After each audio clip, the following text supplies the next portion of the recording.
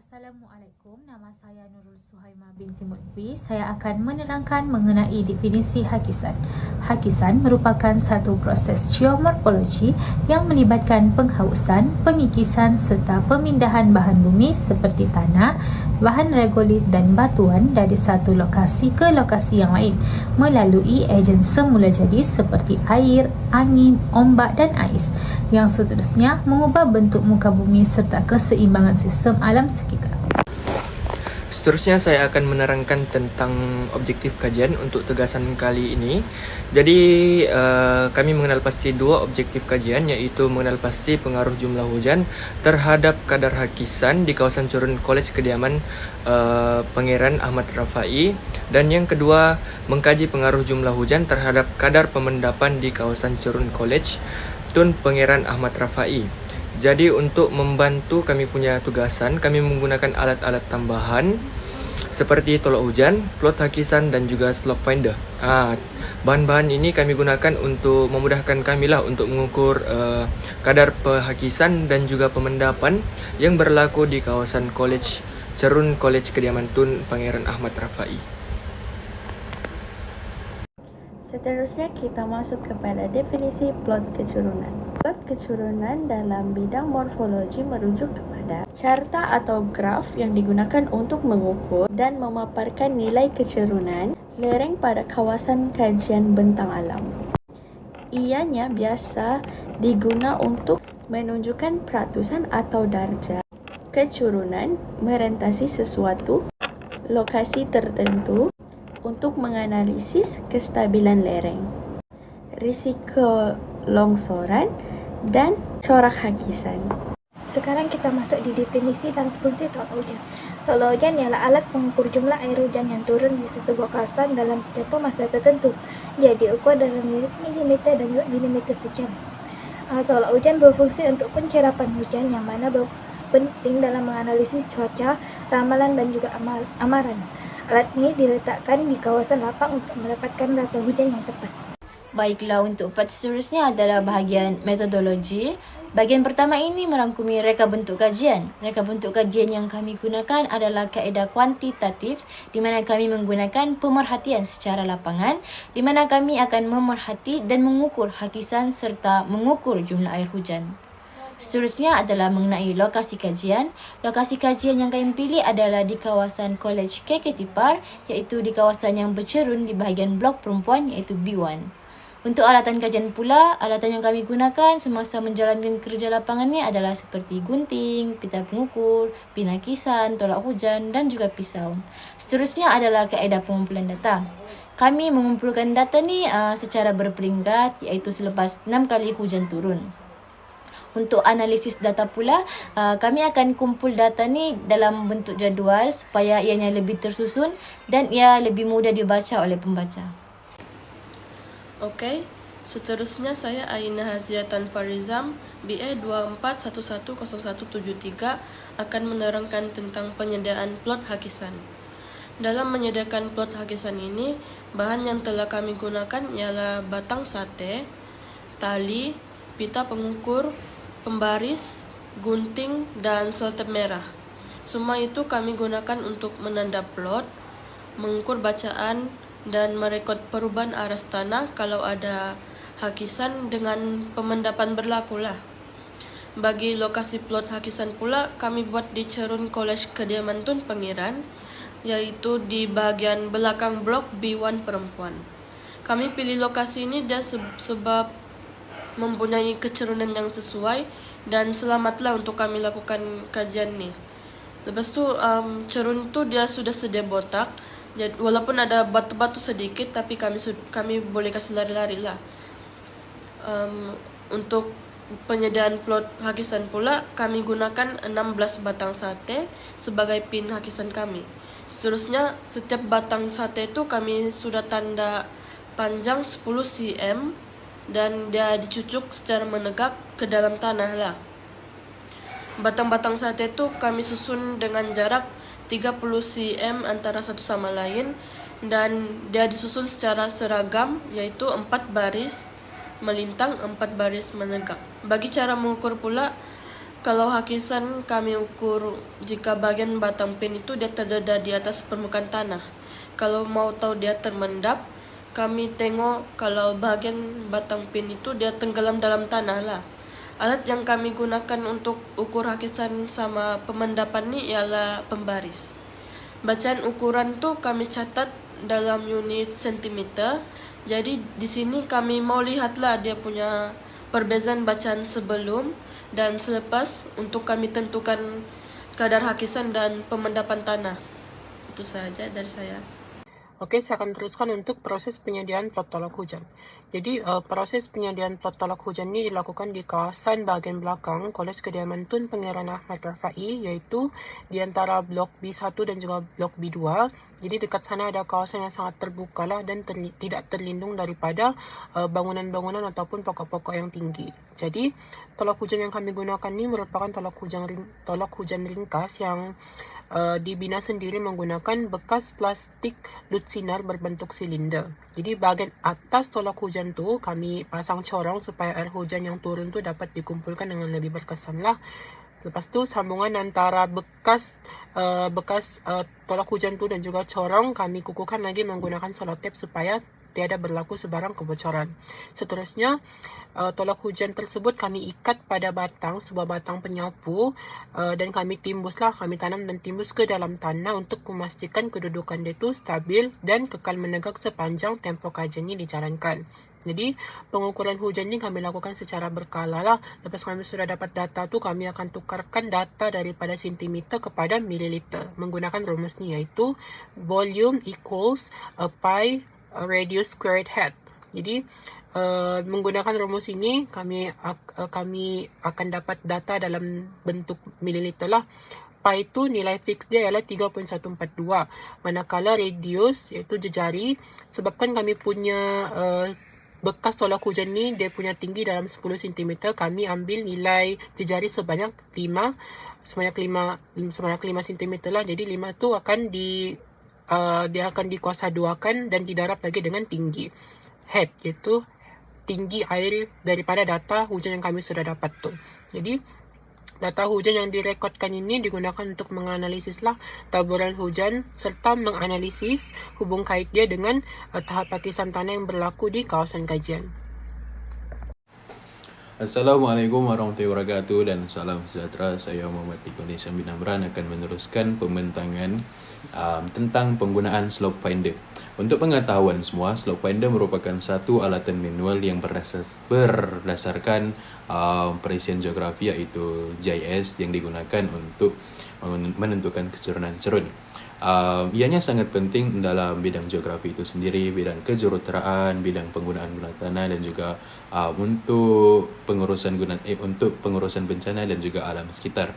Dalam kajian kami ini, kami mengkhususkan kepada cerun dan juga hakisan. Hakisan merupakan proses pengawasan dan pemindahan bahan-bahan bumi daripada satu tempat ke satu tempat yang lain menggunakan ejen-ejen tertentu, sama ada secara semula jadi ataupun dengan bantuan manusia. Manakala kecurunan pula ialah darjah kecondongan sesuatu permukaan bumi yang diukur berdasarkan ketinggian menegak dan juga berbanding jarak mendatarnya. Dalam kajian kami menggunakan slope finder untuk menentukan tahap risiko hakisan dan juga menilai kategori cerun. Untuk pengetahuan semua, cerun dapat dikategorikan kepada 4 kelas 1, kelas 2, kelas 3 dan kelas 4 berdasarkan darjah-darjah kecondongannya.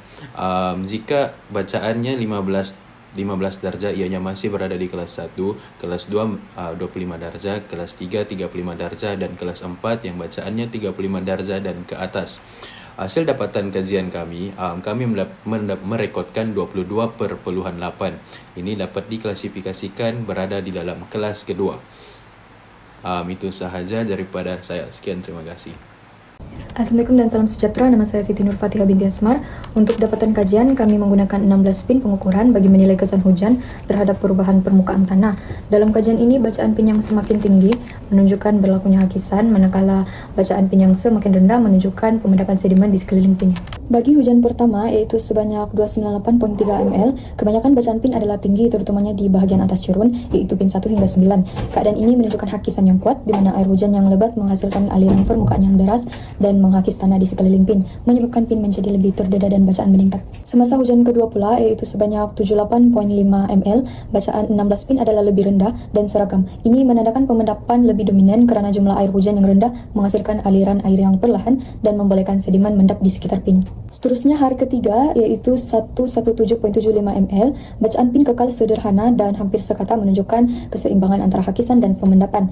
Hujan sederhana hanya menyebabkan sedikit pergerakan sedimen tanpa perubahan besar pada cerun. Hujan hari keempat, yaitu sebanyak 274.75 ml, menunjukkan bacaan pin yang tidak sekata, dengan setengah pin mencatatkan bacaan tinggi dan yang lain adalah lebih rendah. Ini menunjukkan hakisan dan pemendapan berlaku secara setempat, bergantung kepada laluan aliran air dan variasi kecurunan mikro di kawasan kajian. Untuk hujan kelima yang mencatatkan 196.25 ml, bacaan pin di bahagian atas cerun lebih tinggi, menandakan hakisan, manakala bacaan pin di bahagian bawah cerun lebih rendah, menunjukkan pemendapan yang lebih kuat apabila tenaga aliran air semakin berkurang. Untuk hari yang terakhir pula, jumlah hujan mencatatkan 298.3 ml. Walaupun jumlah hujan tinggi, bacaan pin secara keseluruhan adalah lebih rendah dan sekata berbanding hujan yang pertama. Ini menunjukkan pemendapan semakin kuat kerana tanah telah menjadi tepu dan sedimen yang dibawa oleh hujan-hujan sebelumnya mendap serta memadatkan permukaan tanah. Hakisan dan pemendapan dalam kawasan kajian ini dipengaruhi oleh beberapa faktor utama. Jumlah dan intensiti hujan merupakan faktor paling penting kerana hujan lebat menghasilkan aliran air yang kuat dan menghakis tanah di sekeliling pin, menyebabkan bacaan pin meningkat dan menandakan hakisan. Sebaliknya, hujan sederhana atau rendah menghasilkan aliran air yang perlahan dan membolehkan sedimen mendap, lalu bacaan pin menurun sebagai petunjuk pemendapan. Dalam kajian ini, keadaan tersebut disokong oleh bacaan yang hampir seragam antara pin, menandakan tanah tidak banyak terhakis dan sebagainya terkumpul di permukaan. Selain jumlah hujan, terdapat beberapa faktor lain yang mempengaruhi proses hakisan dan pemendapan dalam kawasan kajian ini. Antaranya ialah kecurunan cerun, di mana cerun yang lebih curam mempercepatkan aliran air dan meningkatkan hakisan. Di samping itu, kekurangan penutup tumbuhan menyebabkan permukaan tanah terdedah secara langsung kepada hujan sekaligus meningkatkan kadar hakisan aliran air permukaan yang tertumpu pada laluan tertentu. Jadi kesemua faktor ini bersama-sama menentukan perubahan bacaan pin dan corak hakisan serta pemendapan di kawasan kajian. Kesimpulannya, kajian ini membuktikan bahawa hujan mempengaruhi ukuran 16 pin melalui proses hakisan dan pemendapan. Hujan lebat cenderung menyebabkan hakisan yang lebih ketara, manakala hujan sederhana dan rendah membantu menstabilkan permukaan tanah melalui pemendapan. Assalamualaikum dan salam sejahtera. Nama saya Muhammad Zain bin Alan dan saya akan meneruskan bentangan dengan membentangkan hasil dapatan protolog hujan yang telah kami lakukan lah.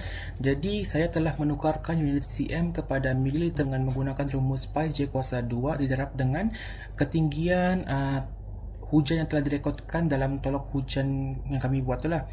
Jadi pada hari pertama, iaitu 17 hari bulan 12 2025, kami mendapati bahawa taburan hujan pada waktu ini sangat tinggi, iaitu sebanyak 298.3 mm. Jadi hal ini dia dipengaruhi oleh kadar intensiti hujan yang tinggi serta tempoh hujan yang berpanjangan lah, iaitu daripada waktu pagi hingga ke waktu malam. Jadi pada hari kedua dan ketiga pula, iaitu pada 20 hari bulan 12 2025 serta 21 hari bulan 12 2025, masing-masing merekodkan bacaan hujan yang rendah, iaitu 78.5 serta 117.8 mm. Jadi hal ini dia dipengaruhi oleh intensiti hujan yang rendah pada waktu itu dan tempo masa waktu hujan yang sangat singkat, yang mana kami telah mendapati bahawa pada waktu ini hujan hanya berlaku pada waktu malam.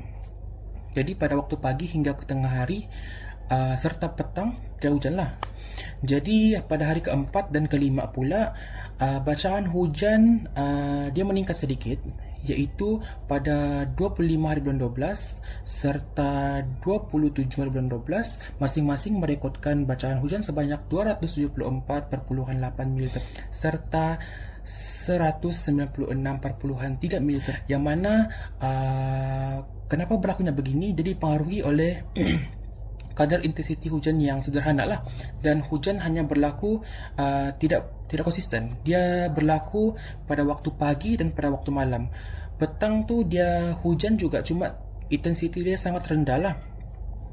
Jadi pada hari yang terakhir pula, iaitu 28 hari bulan 12 2025, bacaan hujan kembali meningkat sama seperti hari pertama, iaitu 298.3, yang mana dia dipengaruhi oleh kadar intensiti hujan yang tinggi serta taburan hujan yang perpanjangan lah yang pada waktu yang lama. Jadi hari-hari yang tidak termasuk dalam jadual ni tidak berlaku hujan sama sekali.